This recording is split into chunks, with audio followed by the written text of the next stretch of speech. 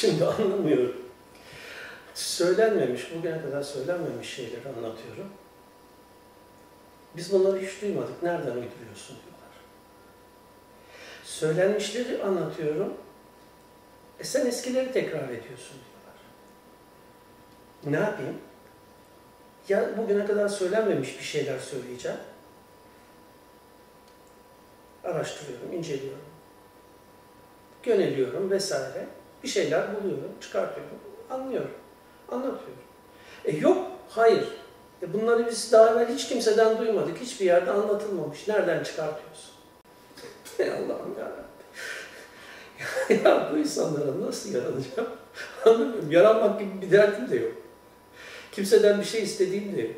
Sadece bilgiyi veriyorum. Alın, dinleyin, anlamaya çalışın diyorum. Ne yapayım? Gene laf ediyorlar, gene söylemedik laf bırakmıyorlar. Neyse. Diyecekler. Desinler. Demezlerse hatırım kalır. Gelmişim ömrümün sonuna. Bundan sonra böyle ara sıra bir şeyler söyleyeceğim ve çekip gideceğim. Kim ne derse desin arkamda. Derdim değil. Şimdi orada da çok yanlış anlaşılan bir şey var. İman taklit kabul etmez. İman maymunlara gelmemiştir. İman teklifi maymunlar için değildir. Kur'an'da çok enteresan bir olay var. O iman etmemiş kişileri biz meshettik, maymuna döndürdük yüzlerini. Şimdi maymuna döndürülmesi, mesedilmesi deyince ben gençliğimde ilk bu konuları okuduğum zaman ya böyle bir kavim var mı? Nasıl olmuş? Bunlar maymuna döndürülmüş diye düşündüm. Her şeyi böyle şekil yönden ele alıyoruz ya, hiç olayın mecaz yolu, işaret yolu anlatıldığını düşünmüyoruz ya. Dolayısıyla böyle düşündüm o zaman. Sonra araştırdık, inceledik, baktık ki imanı olmayan, sorgulamayan, düşünmeyen, bu neden böyle, niçin böyle, nasıl böyle diyemeyen toplumlar meshe uğramış olarak anlatılıyor ve maymuna dönmüş olarak anlatılıyor. Çünkü maymun dünyada taklitte en ileri gelen varlık. Yani yaptıkları hareketleri taklitle yapıyorlar. Neyi, neden, niçin, nasıl yaptığını düşünmüyor, sorgulamıyor ve yaptığının anlamını düşünmüyor. Anlamına olarak mesedilmiş maymuna dönmüştür. Bundan bir süre evvel yazmıştım, anlatmıştım. Ve Allah'a şükür Allah belki de benim muradımı gerçekleştirdi. Honda robot yaptı. Honda'nın robotu namaz kılıyor. Honda'nın robotu Fatiha'yı okuyor ve namazı da kılıyor. Allahu Ekber diyor, eğiliyor, kalkıyor, yatıyor, bitiyor. Honda'nın robotu gibi namaz kılınmaz. Namaz kılınır da salat diye Kur'an'ın anlattığı şey o namaz değildir.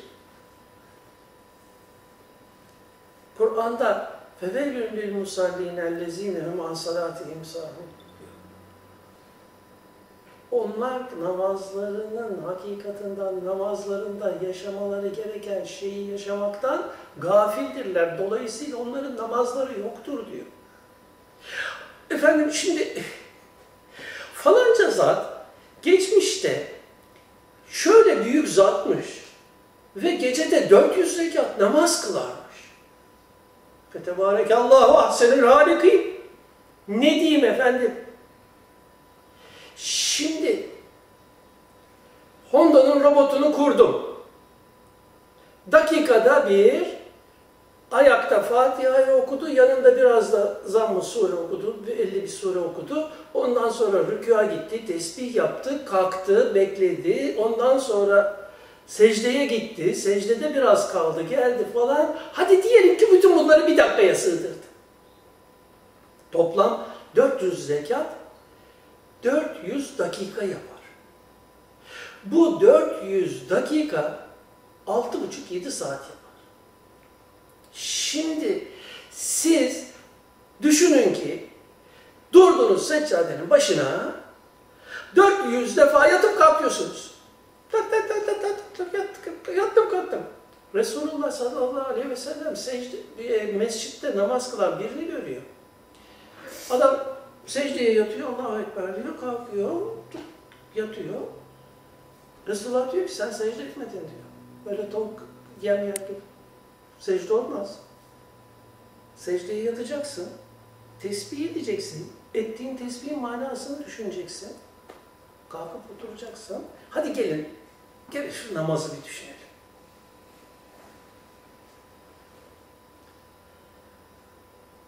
Namaz diye bahsedilen salat esas anlamıyla yöneliş demektir. Yöneliş tümüyle Allah'a olur. Tanrı'ya değil, Allah'a olur. Kim diyor bunu? Bunu Emir-i Müminin, Şah-ı Velayet Hazreti Ali diyor. Biz Hazreti Ali'den sonra Ehl-i Beyt silsilesinin büyüklerinden, mananın yüceliklerini yaşamış olanlardan gelen bilgilerde salatı böyle anlıyoruz. Onlar konuların hakikatını yaşarlardı. Hakikatini yaşamak ne demek? Hakikatini yaşamak demek, ağzından çıkan her kelimenin manasını beyninde önce düşünüp, hissedip, yaşayarak kendinde onu bulmak demektir.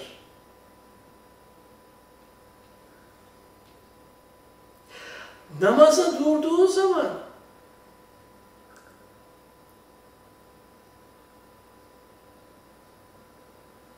varlığındaki Allah'a yönelmek durumundasın. Rabbine yöneliyorsun.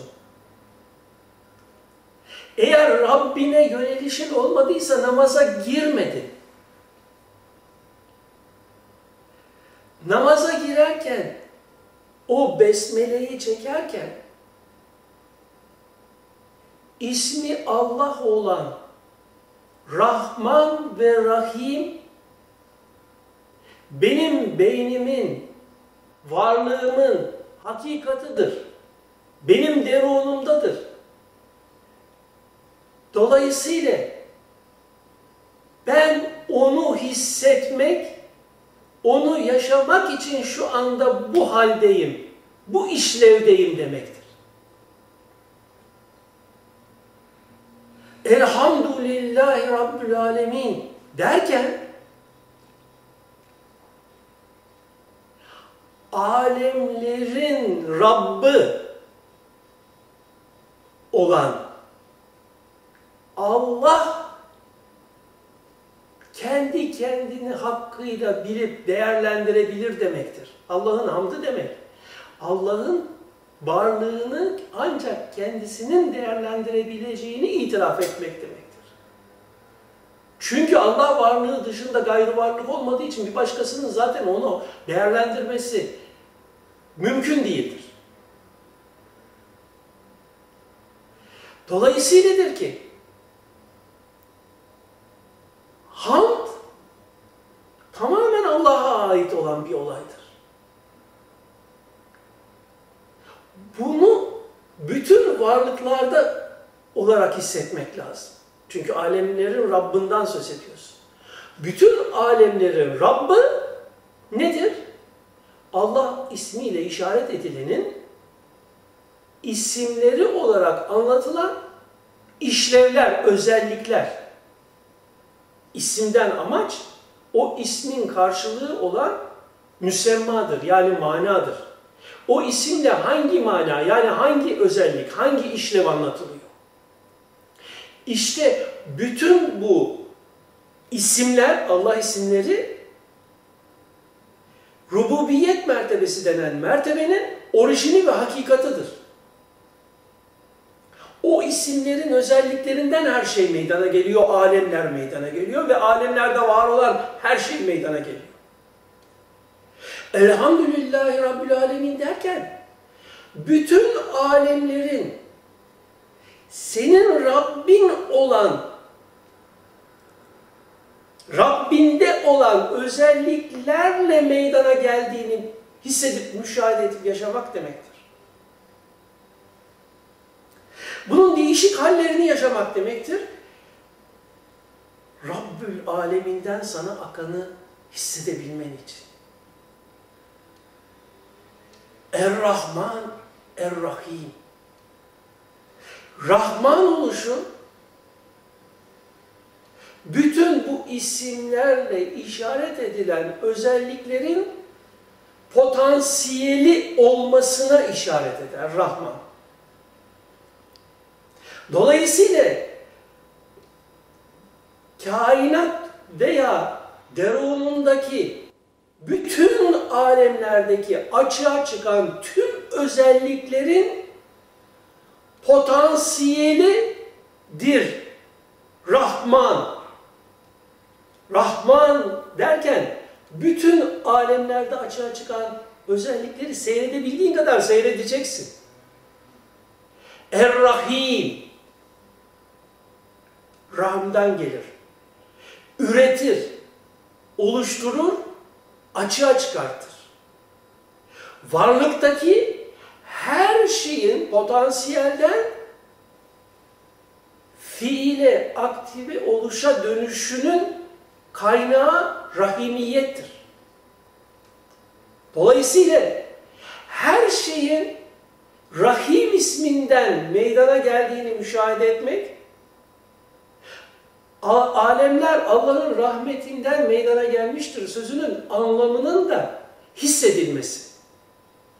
Er-Rahmanir-Rahim derken namazda bunu düşüneceksiniz.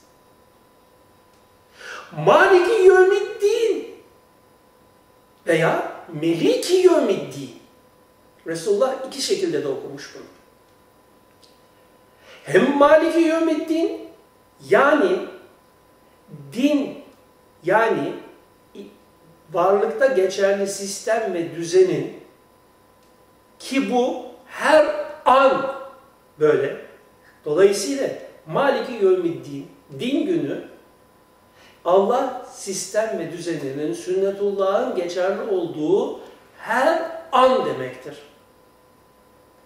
Her an açığa çıkan her şeyin, her oluşun, tüm meydana gelişlerin maliki, sahibi ve meliki, hükmedenidir. Şimdi bunu yaşamaya çalışıyorsunuz. Ben burada çok kısa anlatıyorum bu olayı. Bunu siz namazda yaşamaya çalıştığınız zaman bilmiyorum ne kadar sürer.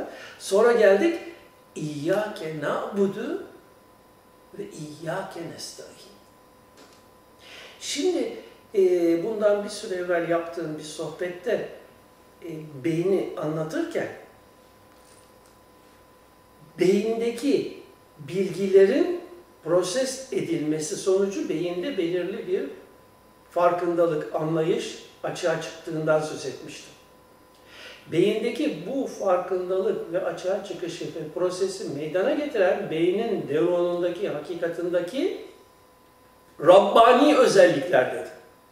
Yani beynin hakikati, beynin orijini, daha anlaşılır söylemek gerekirse, ismi beyin olan, biz ona beyin ismini takmışız.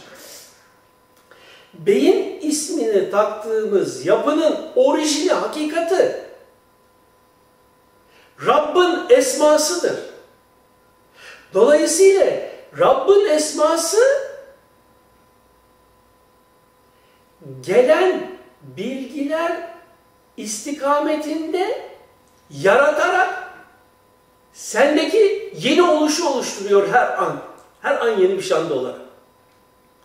Dolayısıyla İyyâke na'budu, sana kulluk ederiz. Ederim değil, ederiz. Yani burası da, orası da, orası da herkes ona kulluk etmede her beyin sahibi kendisinde açığa çıkanları yerine getirmek suretiyle Rabbinin, yani ismi beyin olanın orijini olan Allah esmasının özelliklerini açığa çıkarmak suretiyle her an kulluk etmedi. Kulluk ederiz. Ve İyyâke nestaîn. Ve bu kulluğumuzun devamı için senden yardım dileriz. Yani rububiyet mertebesi diye anlattığımız o esma özelliklerinin açığa çıkışı eğer olmasa üst planda o kulluk etme halinin meydana gelmesi mümkün değildir. Oluşlar kesilir, durur. İşte her beyin sahibi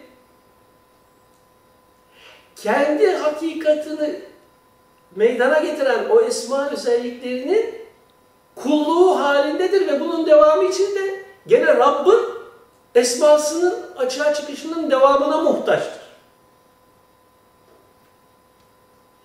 İhdinas sıratel müstakim. Bizi sırat-ı müstakime yönlendir. Hidayet. Hidayet,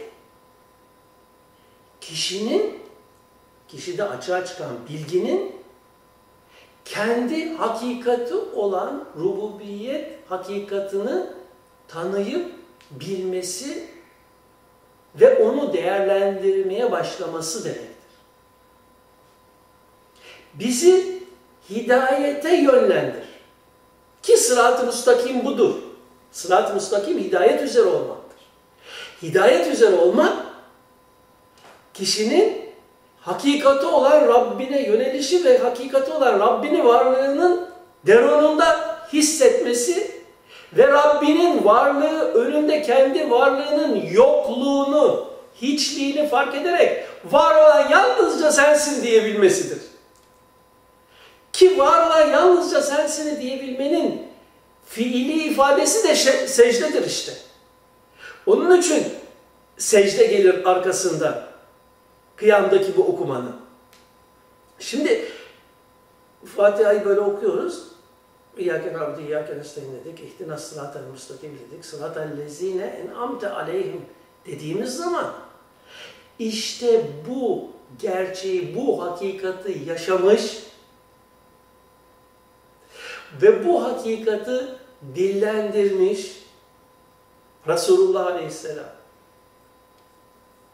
Ehl-i Beyt, Hazreti Ebubekir gibi muhteşem zevatın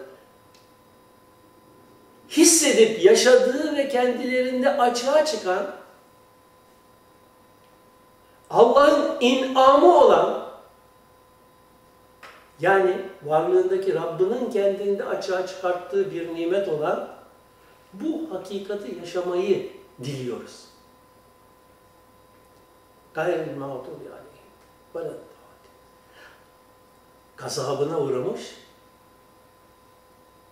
yani hakikatindeki bu muhteşem özellikten mahrum kalarak sonsuza dek gaflet ve de tamamen kendini beden sanmanın, Rabbinden mahrum bir şekilde yaşamanın sonuçlarına uğramış kişilerden olmaktan sana sığınırım diyoruz. Ondan sonra gel bir İhlas'ı okuyalım desem, o daha bir gidecek, uzayacak. İhlas çünkü başlı başına ayrı bir konu. Ondan sonra geldik Allahu Ekber dedik.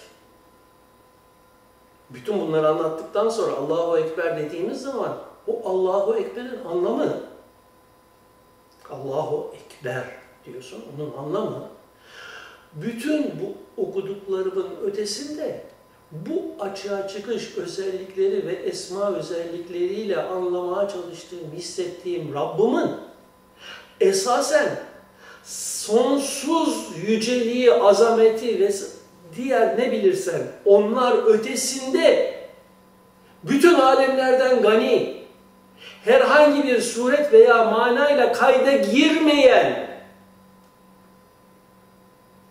varlığı önünde rükû ediyorum. Rükû ediyorum. Şimdi rükû ediyorum. Rükûya gitmenin anlamı şudur. Eski ümmetlerde namaz vardı fakat onlarda rükû yoktu. Onlar ayakta okurlar, secdeye giderlerdi. Hz. Muhammed ümmetine nimet olarak rükû da girmiştir devreye. Rükûnun anlamı benliğinin yokluğunu tam olarak hissedemeyeceğin, anlayamayacağın için hiç değilse bu anlayış ve idrak içinde Allah'ın kulluğunu ifa etmekte olduğunun anlayışını yaşa demektir.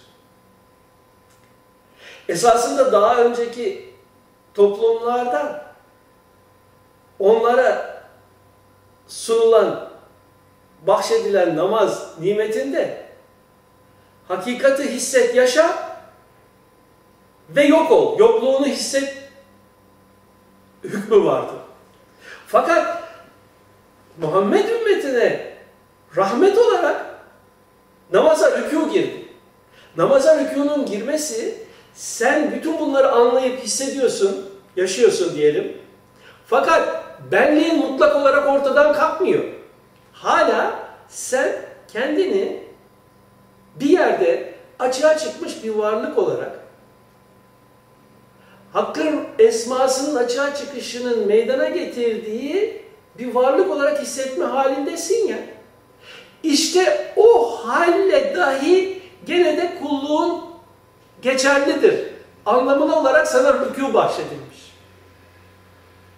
Ve rükûda diyorsun ki herhangi bir tesbihatı yapıyorsun ama genelde kullanılan tesbih Subhane Rabbiyel Azim. Azim olan Rabbimin tesbihini yapıyorum. Rabbim azimdir ama subhandır. Şimdi Rabbim azimdir ama subhandırın altında şu var. Benim Rabbim dediğim zaman benim Rabbim benim beynimde bütün özellikleri açığa çıkaran o ismi beyin olanın varlığını oluşturan Rabbimin esma özellikleri. 99'u diyebiliyorsan 99'u da.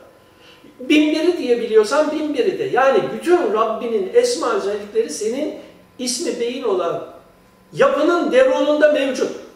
Dolayısıyla Rabbine yönelişin senin yukarıdaki, dışarıdaki, ötedeki, karşındaki bir tanrıya değil. Böyle bir tanrı yok. Dolayısıyla senin yönelişin hakikatin olan Rabbine.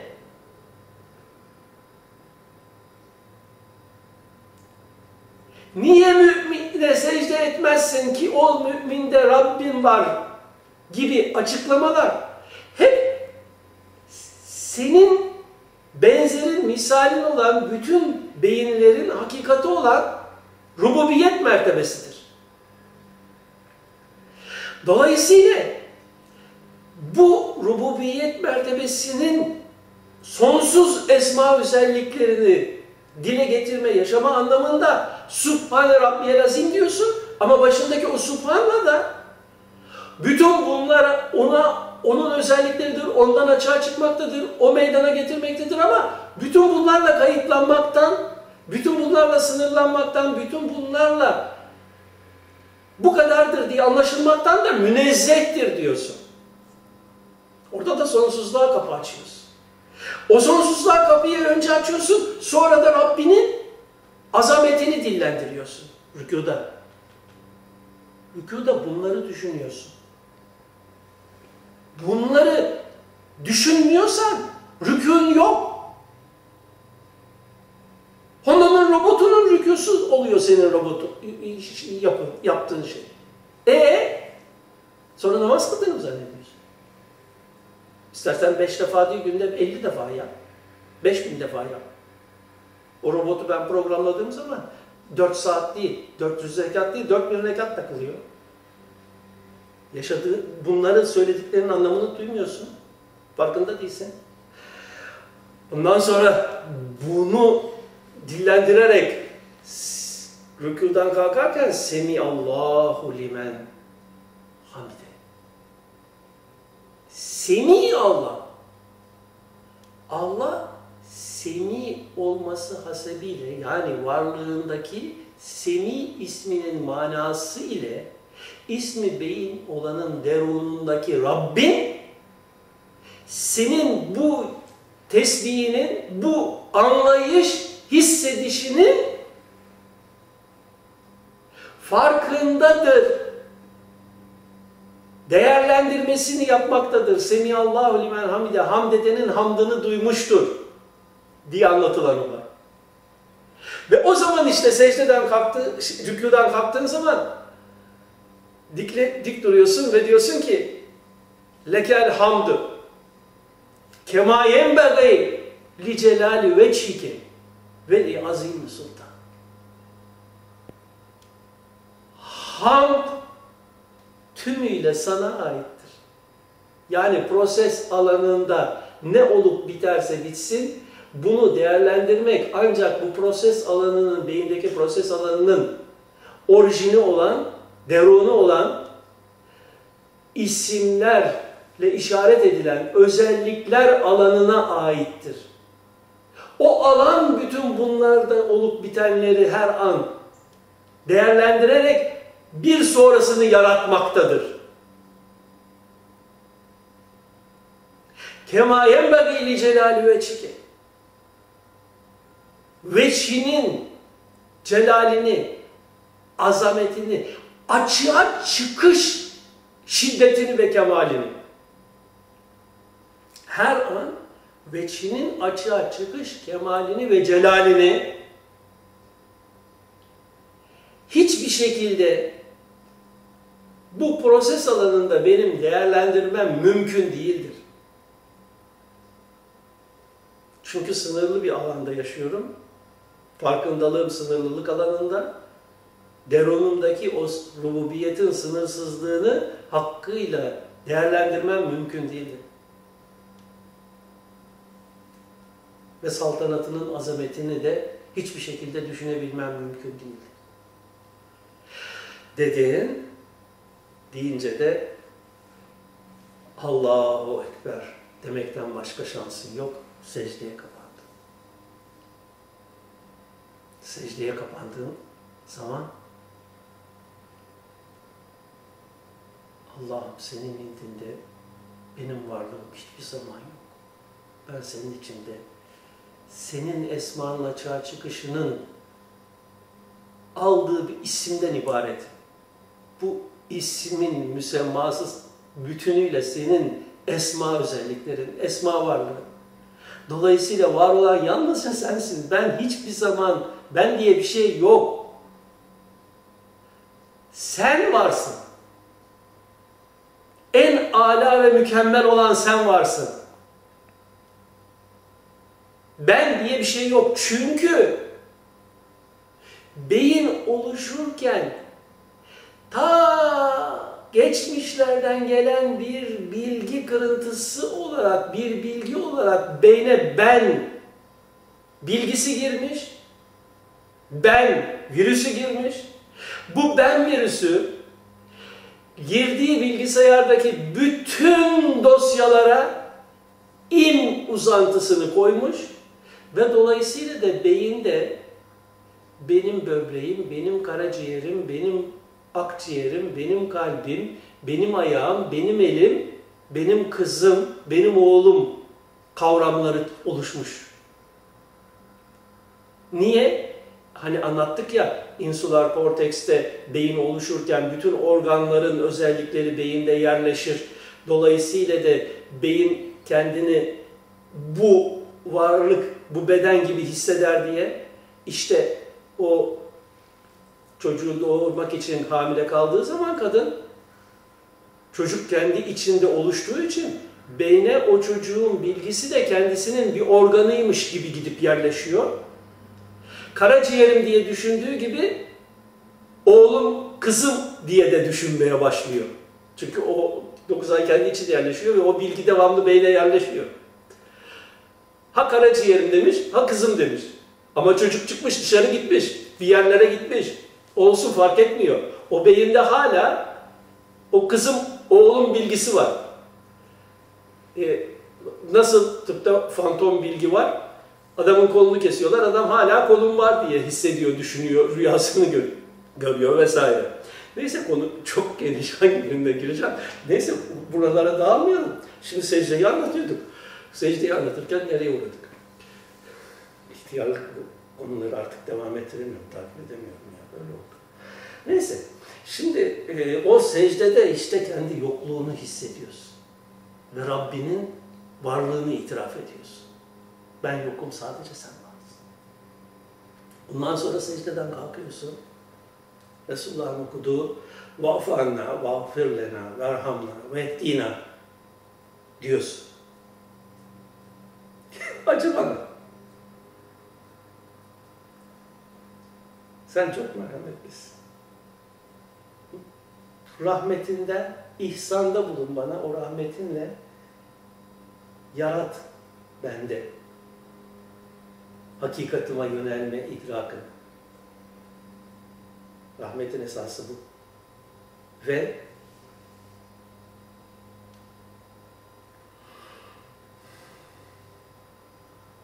hidayet et. Vehdina, hidayet et. Sana tümüyle yönelip sende yok olmayı nasip et. Bu dua edince otomatikman tekrar Allahu Ekber deyip yeniden secdeye kapanıyorsun. Sen varsın, ben yok, ben hiçbir zaman var olan yalnızca senin esma ve varlıkta var olan sadece sensin. Diyorsun, ikinci secdeyi de böylece tamamlamış oluyorsun. Şimdi çok basit, kısa bir şekilde bize Resulullah'tan intikal eden salat bilgisi hakkında bir şeyler anlatmaya çalıştım.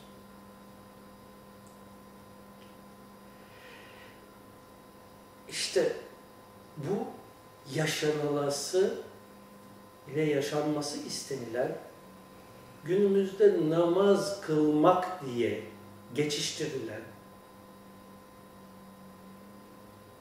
gerçekte Kur'an'daki adı salat olan eylemdir. Bildiğim kadarıyla.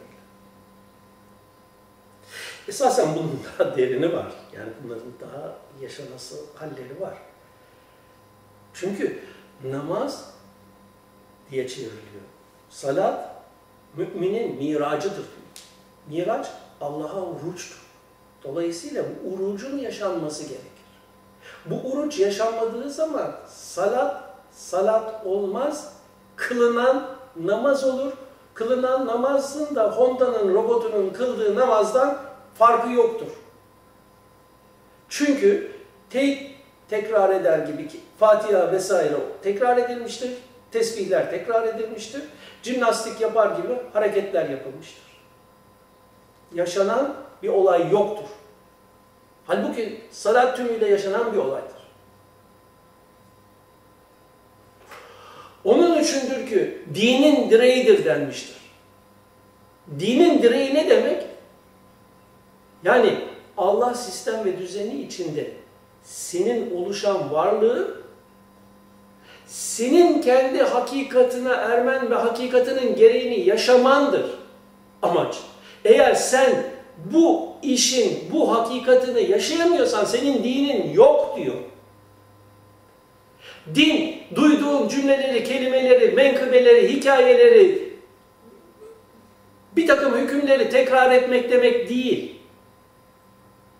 Din, varlığın orijini, hakikati Allah'tır. Allah var, ben yokum diyebilmektir. Bunu hissedip yaşamaktır demek değil, dil değil.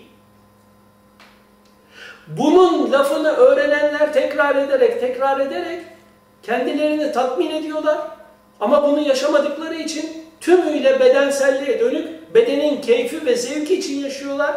İşte böylece de Deccal'a tabi olmuş oluyorlar. Bu ilmin sende açığa çıkması senin Mehdi'nin gelmesidir. Bu ilim sende açığa çıkmıyorsa sen Mehdi'yi görmeden gideceksin. Bu ilim sende açığa çıkmış ve yaşıyorsan Mehdi sana ulaşmıştır. Benim dışarıda gelecek biriyle işim yok. Rabbinden sana ulaşan hidayetin adı Mehdi'dir.